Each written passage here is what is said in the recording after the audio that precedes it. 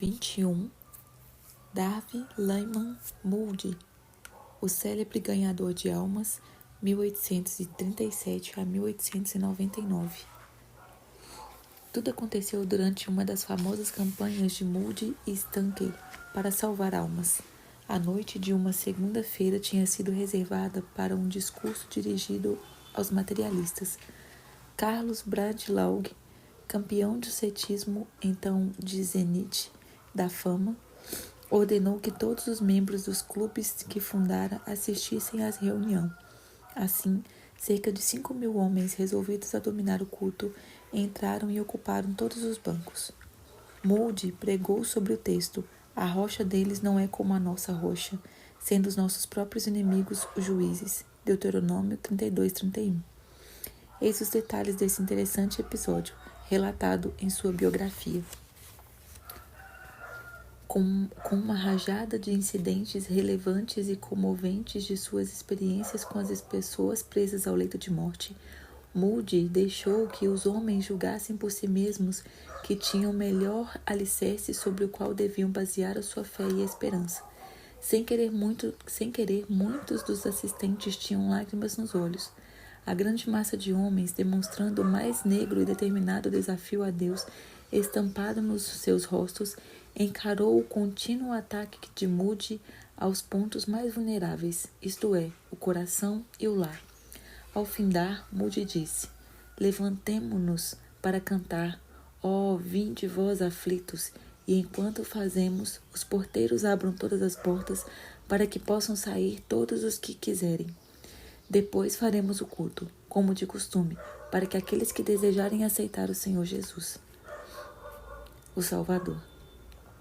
Uma das pessoas que assistiu a esse culto disse: eu esperava que todos saíssem imediatamente, deixando o prédio vazio, mas grande massa de 5.000 homens se levantou, cantou e assentou-se de novo. Nenhum deles deixou seu assento. Moody então disse: quero explicar 4 palavras: recebei, crede, confiai e aceitai.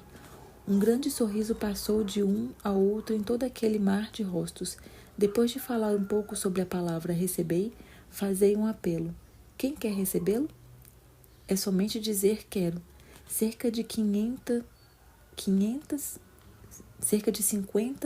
dos que estavam de pé e encostados às paredes responderam quero, mas nenhum dos que estavam sentados. Um homem exclamou: eu não posso. Ao que Moody replicou: falou bem e com razão, amigo. Foi bom ter falado. Escute e depois poderá dizer eu posso. Moody então explicou o sentido da palavra crer e fez o segundo apelo: quem dirá, quero crer nele? De novo, alguns dos homens que estavam em pé responderam aceitando, mas um dos dirigentes de um clube bradou: eu não quero. Moody, vencido pela ternura e compaixão, respondeu com voz quebrantada: todos os homens que estão aqui essa noite têm que dizer eu quero ou eu não quero. Então levou todos a considerarem a história do filho pródigo, dizendo: a batalha é sobre o querer, sobre o querer, só sobre querer. Quando o filho pródigo disse, levantar-me-ei, a luta havia sido ganha, porque alcançar o domínio sobre a sua própria vontade. É com referência a esse ponto que depende tudo. Hoje, senhores, tendes aí em vosso meio o vosso campeão, um amigo que disse, eu não quero. Desejo que todos aqui, que acreditam que esse campeão tem razão, levante-se e sigam seu exemplo, dizendo não quero. Todos ficaram quietos. Houve grande silêncio, até que por fim Moody interrompeu dizendo, graças a Deus, ninguém disse eu não quero. Agora quem dirá eu quero? Instantaneamente parece que o Espírito Santo tomou conta do grande auditório de inimigos de Jesus Cristo e cerca de 500 homens puseram-se de pé, as lágrimas rolando pelas faces e gritando, eu quero, eu quero. Clamaram até que todo o ambiente se transformou. A batalha foi ganha. O culto terminou sem demora, para que se começasse a obra entre aqueles que estavam desejosos de salvação. Em 8 dias, cerca de 2.000 foram transferidos das fileiras do inimigo para o exército do Senhor, pela rendição da vontade. Os anos que se seguiram provaram a firmeza da obra, pois os clubes nunca se ergueram. Deus, na sua misericórdia e poder, os aniquilou por seu evangelho. Um total de 500.000 preciosas almas ganhas para Cristo é o cálculo da colheita que Deus fez por intermédio de seu humilde servo Darby Lyman Moody, que o conheceu intimamente. R.A. Torrey, que o conheceu intimamente, considerava-o como razão o maior homem do século XIX, isto é, o homem mais usado por Deus para ganhar almas. Não é exagero dizer que, hoje em dia, muitas décadas depois de sua morte, os crentes se referem ao seu nome mais do que qualquer outro nome depois dos tempos dos apóstolos. Que ninguém julgue, contudo, que D.L. Moody era grande em si mesmo ou que tinha oportunidades que os demais não têm. Seus antepassados eram apenas lavradores que viveram com 7 gerações ou 200 anos no Vale de Connecticut, nos Estados Unidos. Darwin nasceu em 5 de fevereiro de 1837, de pais pobres, o sexto entre os 9 filhos.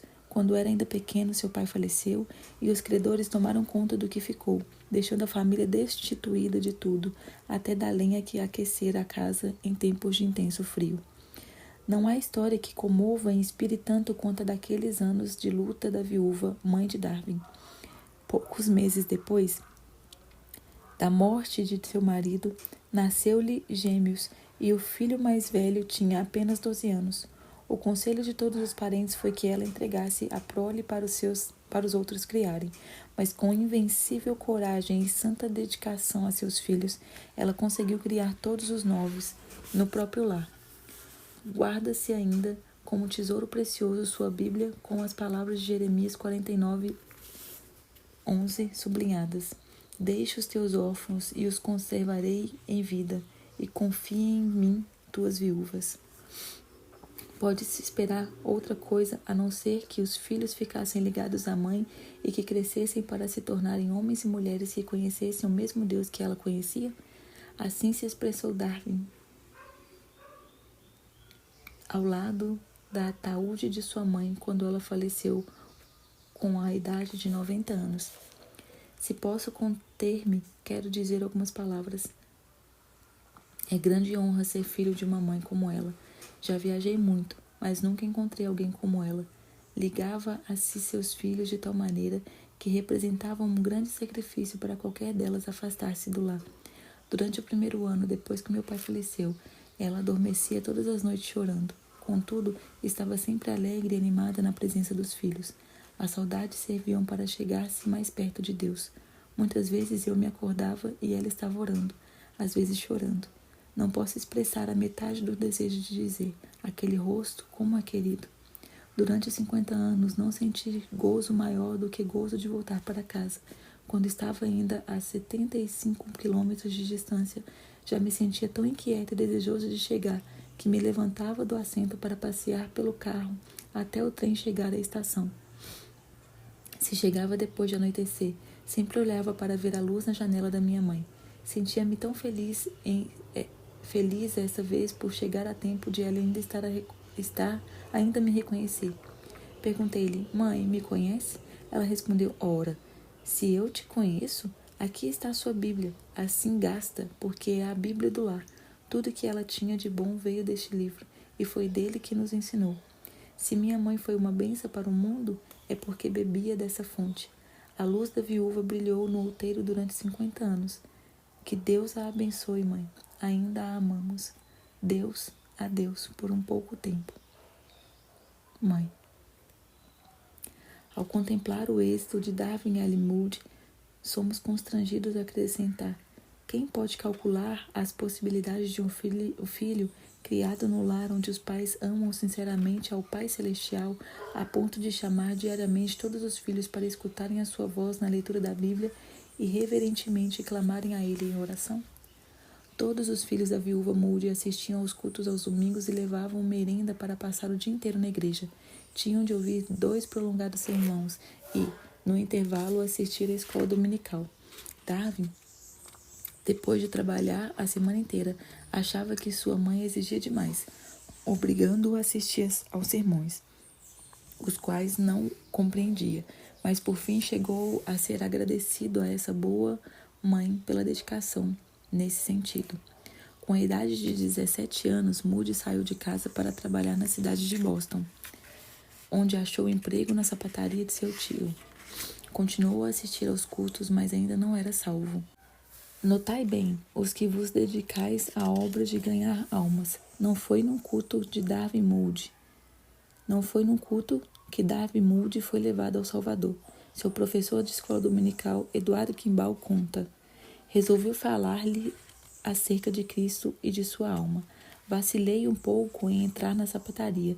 Não queria embaraçar o moço durante as horas de serviço. Por fim, entrei, resolvida a falar sem mais demora. Achei Moody nos fundos da loja, embrulhando os sapatos. Aproximei-me logo dele e, colocando a mão sobre seu ombro, fiz o que depois parecia-me um apelo fraco, um convite para aceitar a Cristo. Não me lembro do que eu disse, nem mesmo Moody podia lembrar-se, alguns anos depois. Simplesmente falei do amor de Cristo para com ele, e o amor de Cristo esperava dele de volta, e o amor que Cristo esperava dele de volta. Parecia-me que o moço estava pronto para receber a luz que o iluminou naquele momento, e, lá nos fundos da sapataria, entregou-se a Cristo. Na história dos crentes, através dos séculos, não há crente que fosse, no zelo, menos remisso e no espírito mais fervoroso em servir ao Senhor, desde a conversão até o dia da morte, do que Moody de Northfield. Quantas vezes depois que o Sr. Kimball dava graças a Deus por não ter sido desobediente à visão celestial. Tal teria sido o resultado se não tivesse falado ao moço naquela manhã da sapataria? Era costume das igrejas daquela época alugarem os assentos. Moody, logo depois de sua conversão, transbordando de amor para com o seu Salvador, pagou o aluguel de um banco, percorrendo as ruas, hotéis e casas de pensão à procura de homens e meninos que pudessem enchê-lo em todos os cultos. Depois alugou mais um, depois outro, até conseguir encher 4 bancos, todos os domingos. Mas isso não era o suficiente para satisfazer o amor que sentia para com os perdidos. Certo domingo visitou a escola dominical em outra rua. Pediu permissão para ensinar também a uma classe. O dirigente respondeu: há 12 professores e 16 alunos, porém o senhor pode ensinar todos os alunos que conseguir trazer à escola. Foi grande a surpresa de todos quando Moody, no domingo seguinte, entrou com 18 meninos da rua, sem chapéu, descalços e de roupa suja e esfarrapadas, mas com ele disse: todos com uma alma para ser salva. Continuou a levar cada vez mais alunos à escola, até que, alguns domingos depois, no prédio não cabia mais. Então resolveu abrir outra escola em outra parte da cidade. Moody não ensinava, mas arranjava professores, providenciava o pagamento do aluguel e de outras despesas. Em poucos meses, essa escola veio a ser a maior da cidade de Chicago. Não julgando conveniente pagar outros para trabalhar no domingo, Moody cedo pela manhã tirava as pipas de cerveja, outros ocupavam o prédio durante a semana. Varria e preparava tudo para o funcionamento da escola. Depois, então, saía para convidar alunos. Às 14 horas, quando voltava de fazer os convites, achava o prédio repleto de alunos. Depois de findar as aulas na escola, ele visitava os ausentes e convidava cada aluno para ouvir a pregação à noite. No apelo, após o sermão, os interessados eram convidados a ficar para um culto especial. No culto, tratava individualmente com todos. Moody também participava dessa colheita de almas. Antes de findar o ano, 600 alunos em média assistiam à escola dominical, divididos em 80 classes. Em seguida, a assistência subiu a 1.000 e às vezes ia a 1.500. O êxito de Moody na escola dominical atraiu a atenção dos outros que se interessavam pelo mesmo trabalho. De vez em quando era convidado a participar das grandes convenções das escolas dominicais. Certa vez, depois de Moody haver falado numa convenção, um orador censurou-o severamente por não saber dirigir-se a um auditório. Moody foi para a frente e, depois de explicar que reconhecia não ser instruído, agradeceu ao ministro por ter mostrado seus defeitos e pediu-lhe que orasse a Deus para que o ajudasse a fazer o melhor que pudesse. Ao mesmo tempo que Moody se aplicava à escola dominical com tais resultados, esforçava-se também no comércio todos os dias. O grande alvo de sua vida era vir a ser um dos principais comerciantes do mundo, um multimilionário. Não tinha mais de 23 anos e já havia conseguido juntar $7.000. Mas seu salvador tinha um plano ainda mais nobre para o seu servo. Certo dia, um dos professores da escola dominical entrou na sapataria onde Moody negociava. Informou-o de que estava tuberculoso e que, desenganado pelo médico, resolvera voltar para Nova York e aguardar a morte. Confessou-se muito perturbado, não porque tinha de morrer, mas porque até então não conseguiria levar ao Salvador nenhuma das moças da classe da escola dominical. Moody, profundamente comovido, sugeriu que visitasse juntamente as moças em suas casas, uma por uma. Ao visitarem uma, o professor falou seriamente acerca da salvação da sua alma. A moça deixou seu espírito leviano e começou a chorar, entregando-se ao Salvador. Todas as outras moças que foram visitadas naquele dia fizeram o mesmo. Passados 10 dias, o professor foi novamente à sapataria. Com grande gozo informou a Moody que todas as moças se haviam entregado a Cristo. Resolveram então convidar todas para um culto de oração e despedida na véspera da partida do professor para Nova York. Todos se ajoelharam e Moody, depois de fazer uma oração, estava para se levantar quando uma das moças começou também a orar. Todos oraram, suplicando a Deus em favor do professor. Ao sair, Moody suplicou: "Ó Deus, permita-me morrer antes de perder a bênção que recebi hoje aqui." Moody mais tarde confessou: "Eu não sabia o preço que tinha de pagar como resultado de haver participado na evangelização individual das moças. Perdi todo o jeito de negociar. Não tinha mais interesse no comércio. Experimentara um outro mundo e não mais queria ganhar dinheiro. Oh, delícia há de levar uma alma das trevas deste mundo à gloriosa luz e liberdade do Evangelho." Então, não muito depois de casar-se, com a idade de 24 anos, Moody deixou um bom emprego cujo salário era $5.000 por ano, um salário fabuloso naquele tempo, para trabalhar todos os dias no serviço de Cristo, sem ter promessa de receber um único cêntimo. Depois de tomar essa resolução, apressou-se a ir à firma de B.F. Jacobs e Cia, onde, muito comovido, anunciou: "Já resolvi empregar todo o meu tempo ao serviço de Deus." "Como vai manter-se?" "Ora, Deus me suprirá de tudo, se Ele quiser que eu continue, e continuarei até ser obrigada a desistir." É muito interessante notar o que ele escreveu não muito depois a seu irmão Samuel. "Caro irmão, as horas mais alegres que já experimentei na terra foram as que passei na obra na escola dominical. Samuel, arranje uma classe de moças perdidos, leve-os à escola dominical, pede a Deus sabedoria e instrui-os no caminho da vida eterna." Ao mesmo tempo em que Moody descrevia sua alegria, foi obrigado a deixar a pensão e alimentar-se mais simplesmente e a dormir num dos bancos do salão. Acerca de seu desprendimento ao dinheiro, R.A. Torrey fez essa observação: "Ele, Moody, disse-me que, se tivesse aceito lucros provenientes da venda dos inários por ele publicados, eles somariam $1 milhão. Porém, Moody recusou-se a tocar naquele dinheiro, embora por direito fosse seu." Numa certa cidade visitada por Moody nos últimos dias de sua vida, estando eu em sua companhia, foi publicamente anunciado que ele não aceitaria qualquer recompensa por seus serviços. O fato era que ele quase não tinha outros meios de sustento senão aquilo que recebia nas suas conferências. Todavia, não comentou o anúncio feito, mas saiu daquela cidade sem receber um centavo sequer pelo seu árduo trabalho. Parecia-me que ele foi mesmo quem pagou a sua conta do hotel onde se hospedara. A parte da biografia de D.L. Moody, que trata dos primeiros anos do seu ministério, está repleta de proezas feitas na carne. Mencionamos aqui apenas uma, isto é, o fato de Moody ter feito 200 visitas em um só dia. Ele mesmo, mais tarde, se referia àqueles anos como uma manifestação do zelo, mas sem entendimento, acrescentando: "Há, contudo, muito mais esperança para o homem com zelo e sem entendimento do que para um homem de entendimento sem zelo." Rompeu a tremenda guerra civil e Moody chegou com os primeiros soldados ao acampamento militar, onde armou uma grande tenda para os cultos. Depois juntou dinheiro e levantou um templo onde dirigiu 1.500 cultos durante a guerra.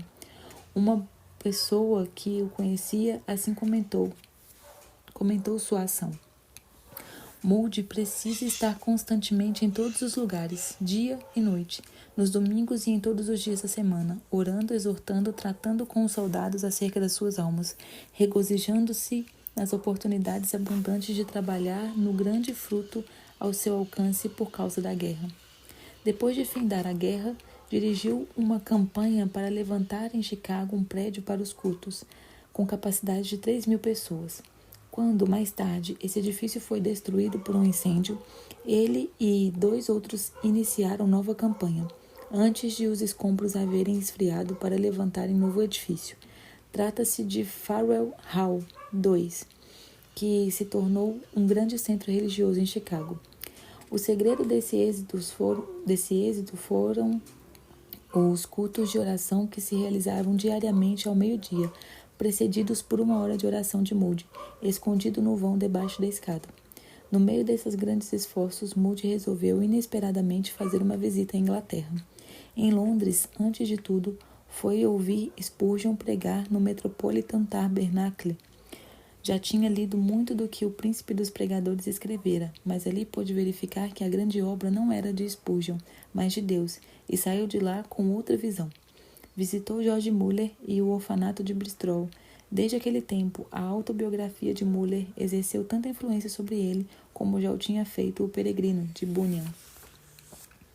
Entretanto, nessa viagem, o que o levou Moody a buscar definitivamente uma experiência mais profunda com Cristo foram as palavras proferidas por um grande ganhador de almas em Dublin, Henrique Varley. O mundo ainda não viu o que Deus fará para e pelo homem inteiramente entregue a ele. Moody disse consigo mesmo: ele não disse por um grande homem, nem por um sábio, nem por um rico, nem por um eloquente, nem por um inteligente, mas simplesmente por um homem. Eu sou um homem e cabe ao homem mesmo resolver se deseja ou não consagrar-se. Assim, estou resolvido a fazer todo o possível para ser este homem. Apesar de tudo isso, Moody, depois de voltar à América, continuava a se esforçar e a empregar métodos naturais. Foi nessa época que a cidade de Chicago foi reduzida a cinzas no pavoroso incêndio de 1871. Na noite em que teve início a tragédia, Moody pregou sobre este tema: que farei então de Jesus, chamado Cristo? Ao concluir seu sermão, ele disse ao auditório maior a que pregara em Chicago: quero que leveis esse texto para casa e nele mediteis bem durante a semana. No domingo vindouro, iremos ao Calvário e à cruz e resolveremos o que faremos de Jesus de Nazaré. Moody declarou mais tarde: como errei! Não me atrevo mais a conceder uma semana de prazo ao perdido para decidir sobre a salvação. Se me perderem, serão capazes de levantar contra mim no dia de juízo. Lembro-me bem do que Stankey cantou e como sua voz soou quando chegou à estrofe de apelo: o Salvador chama para o refúgio. Rompe a tempestade, breve vem a morte. Nunca mais vi aquele auditório. Ainda hoje desejo chorar. Prefiro ter a mão direita decepada a conceder ao auditório uma semana para decidir o que fará de Jesus. Muitos me censuraram dizendo: Moody, o senhor quer que o povo se decida imediatamente, por que não lhe dar tempo para consultar? Tenho pedido a Deus muitas vezes que me perdoe por ter dito naquela noite que podiam passar 8 dias para considerar. Se ele poupar minha vida, não o farei de novo. O grande incêndio rugiu e ameaçou durante 4 dias consumir-se Farwell Hall, o templo de Moody, e a sua própria residência. Os membros da igreja foram todos dispersos. Moody reconheceu que a mão de Deus o castigara para o ensinar, e isso tornou-se para ele motivo de grande regozijo. Foi a Nova York a fim de granjear dinheiro para os flagelos do sinistro. Acerca do que se passou, ele mesmo escreveu: não senti o desejo no coração de solicitar dinheiro. Todo o tempo eu clamava a Deus pedindo que me enchesse do seu espírito. Então, certo dia, na cidade de Nova York, que dia! Não posso descrevê-lo, nem quero falar do assunto. É experiência quase sagrada demais para ser mencionada. O apóstolo Paulo teve uma experiência acerca da qual não falou por 14 anos.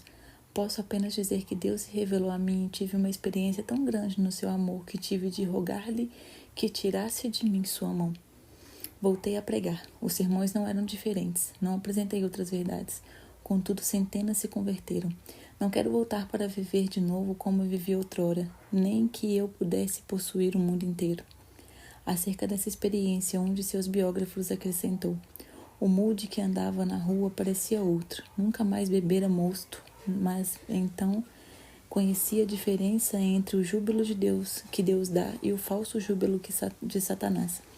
Enquanto andava, parecia-lhe que o pé dizia a cada passo glória e o outro aleluia.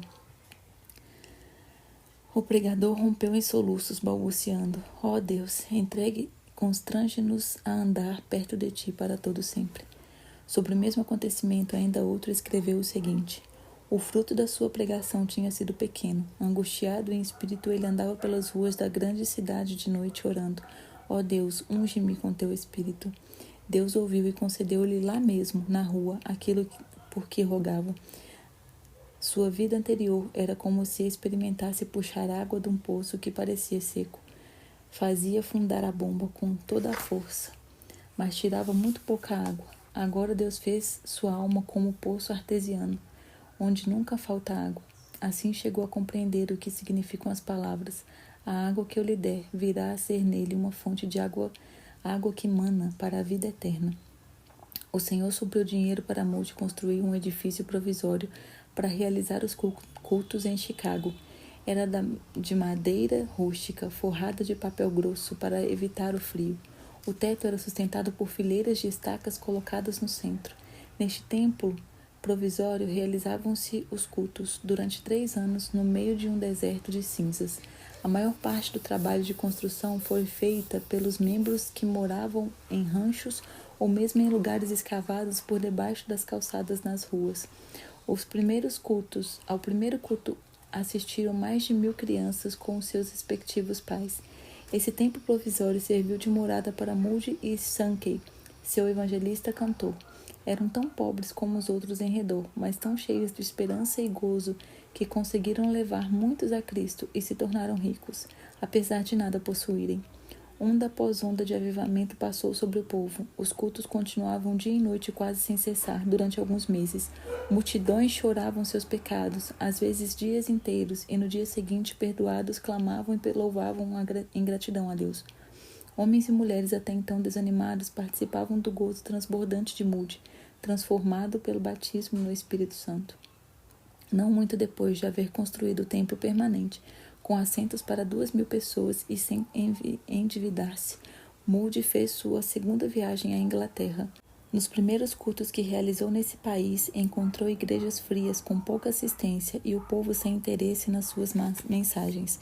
Mas a unção do Espírito que Moody recebera nas ruas de Nova York ainda permanecia na sua alma, e Deus o usou como seu instrumento para avivamento mundial. Não desejava métodos sensacionais, mas usou os mesmos métodos humildes até o fim da vida: sermão dirigido direto aos ouvintes, aplicação prática da mensagem do Evangelho à necessidade individual, solos cantados sobre a unção do Espírito, apelo para que o perdido se entregasse imediatamente, uma sala ao lado para onde levava os outros, os que se achavam em dificuldades em aceitar a Cristo, estímulo a que os salvos trabalhassem entre os interessados e recém-convertidos, 1 hora de oração ao meio-dia diariamente e cultos que duravam dias inteiros. O próprio Moody afirmou: se estamos cheios do Espírito e do poder, um dia de serviço com poder vale mais do que 1 ano de serviço sem poder. Se estamos cheios do Espírito, ungidos, nossas palavras alcançarão os corações do povo. Na Inglaterra, as cidades de York, Sunderland, Bishop, Auckland, Carlisle e Wilcastle foram vivificadas como nos dias de Whitefield e Wesley. Na Escócia e em Edimburgo, os cultos se realizavam no maior edifício e a cidade inteira ficou comovida. Em Glasgow, a obra começou com uma reunião de professores na escola dominical, ao qual assistiram mais de 3.000 pessoas. O culto da noite foi anunciado para as 18h30, mas muitos antes da hora marcada, o grande edifício ficou repleto e a multidão que não pôde entrar foi levada para as 4 igrejas mais próximas. Essa série de cultos transformou radicalmente a vida diária do povo. Na última noite, Sankey cantou para 7.000 ouvintes que estavam dentro do edifício e Moody, sem poder entrar no auditório, subiu numa carruagem e pregou para 20.000 pessoas que se achavam congregadas do lado de fora. O coral cantou os hinos de cima do galpão. Em um só culto, mais de 2.000 pessoas responderam ao apelo para se entregarem definitivamente a Cristo.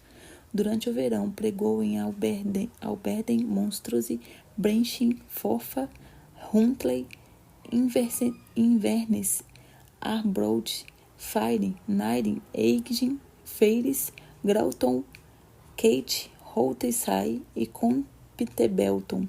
Muitos milhares assistiam a todos os cultos. Na Irlanda, Moody pregou nos maiores centros com os mesmos resultados, como na Inglaterra e Escócia. Os cultos de Belfast continuaram durante 40 dias. O último culto foi reservado para os recém-convertidos que só podiam ter ingresso por meio de bilhetes concedidos gratuitamente. A essa reunião estiveram presentes 2.300 pessoas. Belfast fora o centro de vários avivamentos, mas todos concordam que nunca houvera um avivamento antes desse com resultados tão permanentes. Depois da campanha na Irlanda, Moody e Sankey voltaram à Inglaterra e dirigiram cultos inesquecíveis em Sheffield, Manchester, Birmingham e Liverpool. Durante muitos meses, os maiores edifícios dessas cidades ficaram superlotados de multidões desejosas de ouvir a apresentação clara e ousada do Evangelho por um homem livre de todos os interesses e ostentação. O poder do Espírito manifestou-se em todos os cultos, produzindo resultados que permanecem até hoje.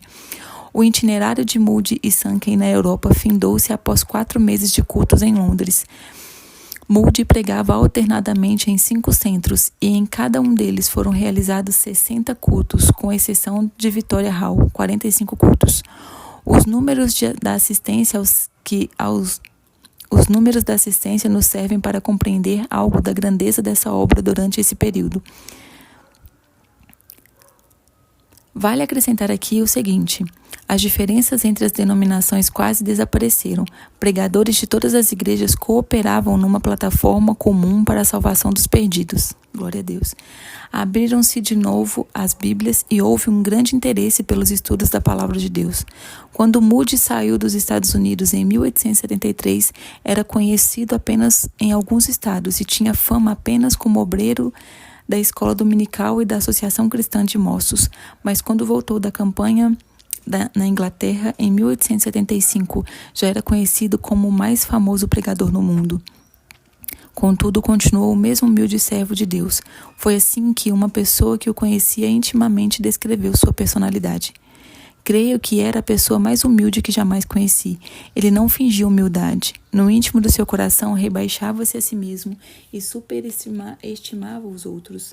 Ele engrandecia outros homens e, sempre que possível, arranjava para que eles pregassem.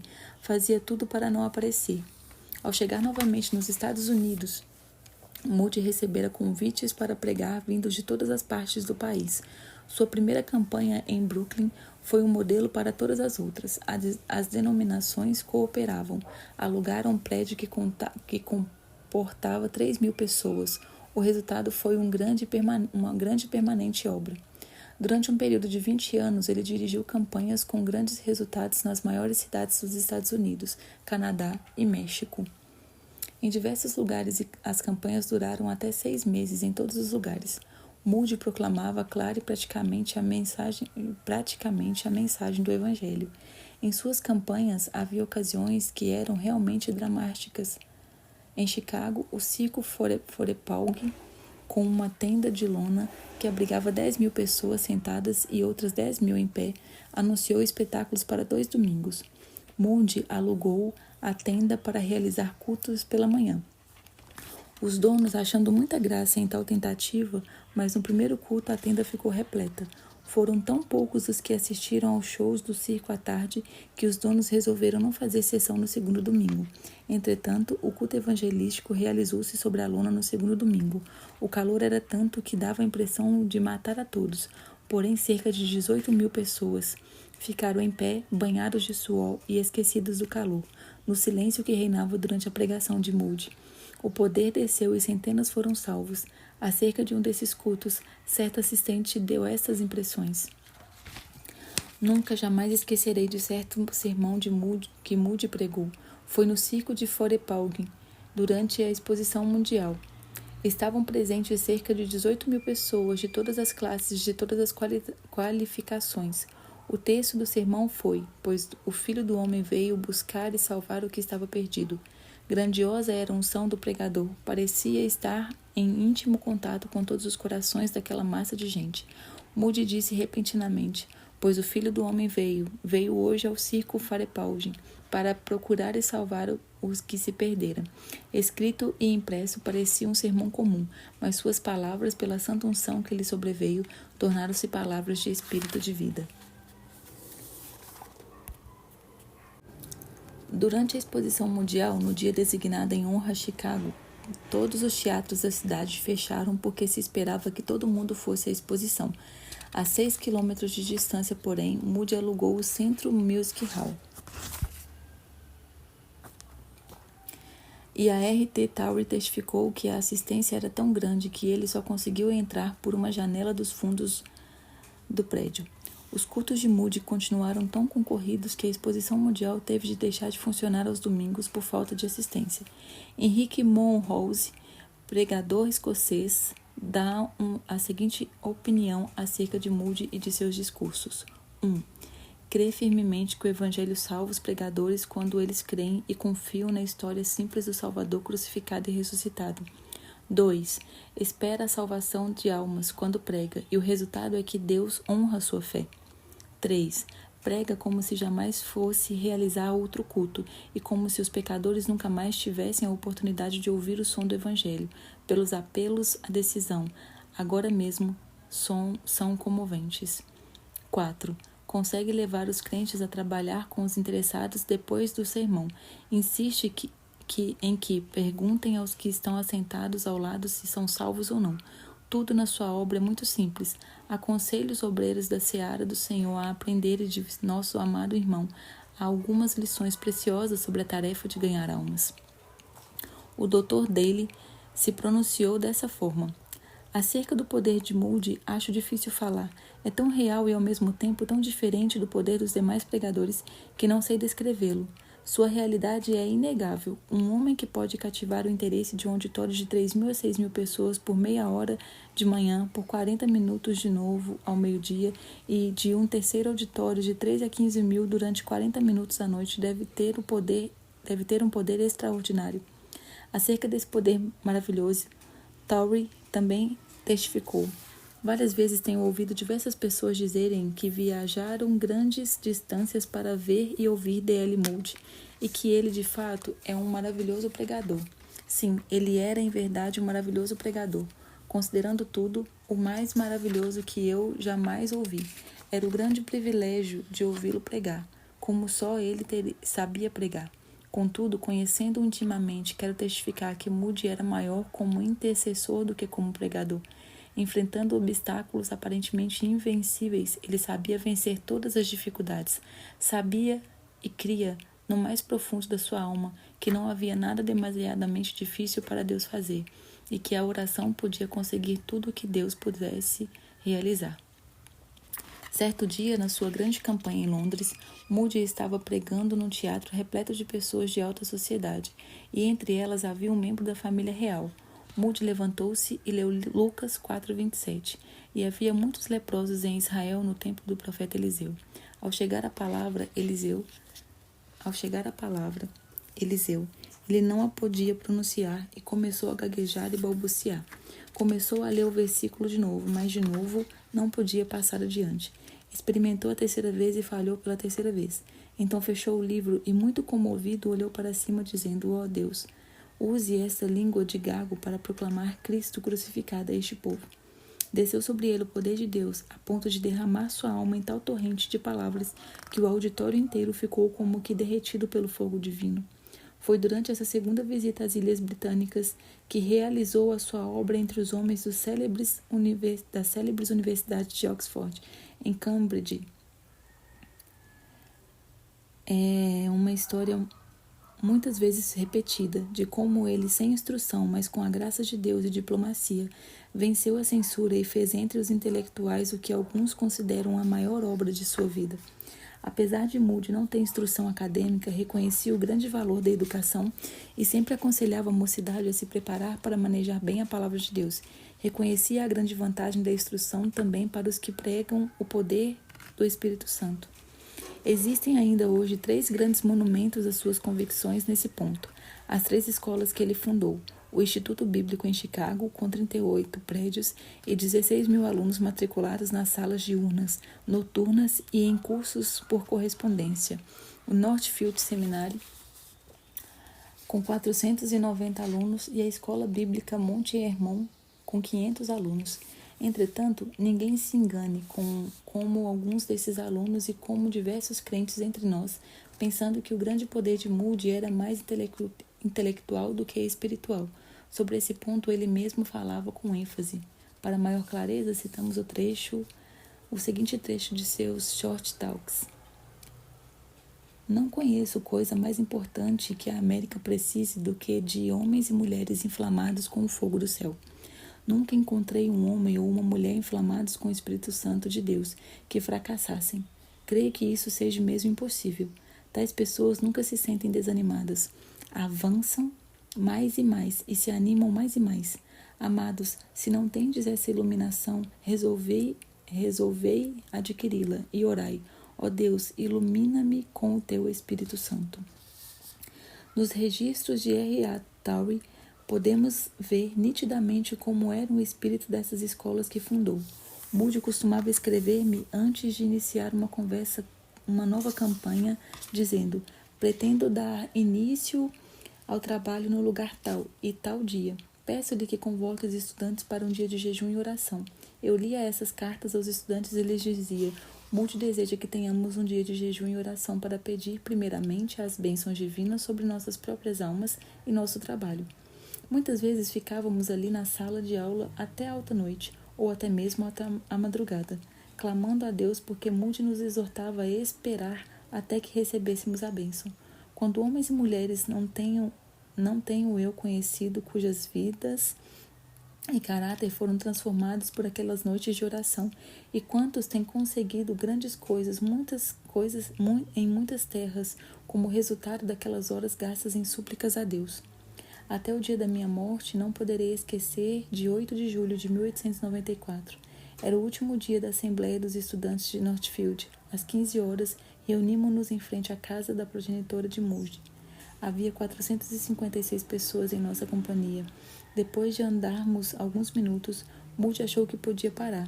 Nós nos sentamos nos troncos de árvore caídas em pedras ou no chão. Moody então franqueou a palavra, dando licença para qualquer estudante expressar-se. Uns 75 deles, um após outro, levantaram-se dizendo: eu não pude esperar até às 15 horas, mas tenho estado sozinho com Deus desde o culto de manhã, e creio que posso dizer que recebi o batismo com o Espírito Santo. Ouvindo o testemunho desses jovens, Moody sugeriu o seguinte: moços, por que não podemos nos ajoelhar aqui agora e pedir a Deus que manifeste em nós o poder do Espírito de um modo especial, como fez aos apóstolos no dia do Pentecostes? E ali na montanha oramos. Na subida tínhamos notado como se iam acumulando nuvens pesadas. No momento em que começamos a orar, principiou a chuva a cair sobre os grandes pinheiros e sobre nós. Porém, houve uma outra quantidade de nuvens que havia 10 dias estava se acumulando sobre a cidade de Northfield. Uma chuva cheia de misericórdia, da graça e do poder do divino, de sorte que àquela hora parecia que as orações bombardeavam essas nuvens, fazendo descer sobre nós em grande poder a virtude do Espírito Santo. Homens e mulheres, eis o que todos nós carecemos, o batismo com o Espírito Santo. As anotações de R.A. Torrey também dão conta de como Moody era mesmo um estudante incansável. Todos os dias da sua vida até o fim, Segundo creio, ele se levantava muito cedo de manhã para meditar na palavra de Deus. Costumava deixar a cama às 4 da madrugada, mais ou menos, para estudar a Bíblia. Um dia ele me disse: para estudar, preciso me levantar antes que as outras pessoas acordem. Ele se fechava num quarto afastado do resto da família, sozinho com sua Bíblia e com o seu Deus. Pode-se falar em poder, porém, ai do homem que negligenciar o único livro dado por Deus, que serve de instrumento por meio do qual ele dá a exercer seu poder. Um homem pode ler inúmeros livros e assistir a grandes convenções, pode promover reuniões de orações que durem noites inteiras, suplicando o poder do Espírito Santo. Mas se tal homem não permanecer em contato íntimo e constante com o único livro, a Bíblia, não lhe será concedido poder. Se já tem alguma força, não conseguirá mantê-la, senão pelo estudo diário, sério e intenso deste livro. Tudo no mundo tem de findar. Chegou o tempo também para D.L. Moody findar o seu ministério aqui na Terra. Em 16 de novembro de 1899, no meio de uma campanha em Kansas City, com um auditório de 15.000 pessoas, pregou seu último sermão. É provável que soubesse que seria o último. Certo é que seu apelo era ungido com poder vindo do alto, e centenas de almas foram ganhas para Cristo. Para a nação, a sexta-feira, 22 de dezembro de 1899, foi o dia mais curto do ano, mas para D.L. Moody foi o dia que clareou, foi o começo do dia que nunca findará. Às 6 horas da manhã, dormiu um ligeiro sono. Então os seus queridos ouviram-no dizer em voz alta e clara: se isto é a morte, não há nenhum vale. Isso é glorioso. Entrei pelas portas e vi as crianças, 2 de seus netos já falecidos. A terra recua, o céu se abre perante mim. Deus está me chamando. Então virou-se para sua esposa, quem ele queria mais do que a todas as pessoas depois de Cristo, e disse: tu tens sido para mim uma boa esposa. No singelo culto fúnebre, Torrey, Scottfield, Sankey e outros falaram à grande multidão comovida. Depois, o ataúde foi levado pelos alunos da escola bíblica Monte Hermon a um lugar alto que ficava próximo, chamado Road Top. 3 anos depois, a fiel serva de Deus, Emma Moody, sua esposa, também dormiu em Cristo e foi enterrada ao lado do marido, no mesmo alto, onde permaneceram até o glorioso dia da ressurreição. Contemplamos de novo, por um momento, a vida extraordinária desse grande ganhador de almas, quando o jovem Moody chorava sob o poder do alto na pregação do jovem Spurgeon, foi inspirado a exclamar: se Deus pode usar Spurgeon, ele me pode usar também. A biografia de Moody é a história de como ele vivia completamente submisso a Deus. Para esse fim, R.A. Torrey disse: o primeiro fator por cujo motivo Moody foi instrumento tão útil nas mãos de Deus é que ele era um homem inteiramente submisso à vontade divina. Cada grama daquele corpo de 127 quilos pertencia ao Senhor. Tudo o que ele era e tudo o que tinha pertencia inteiramente a Deus. Se nós, tu e eu, leitor, queremos ser usados por Deus, temos de nos submeter a Ele absolutamente e sem reservas. Leitor, resolve agora, com a mesma determinação e pelo auxílio divino. Se Deus podia usar David Lyman Moody, Ele me pode usar também. Que assim seja. Amém.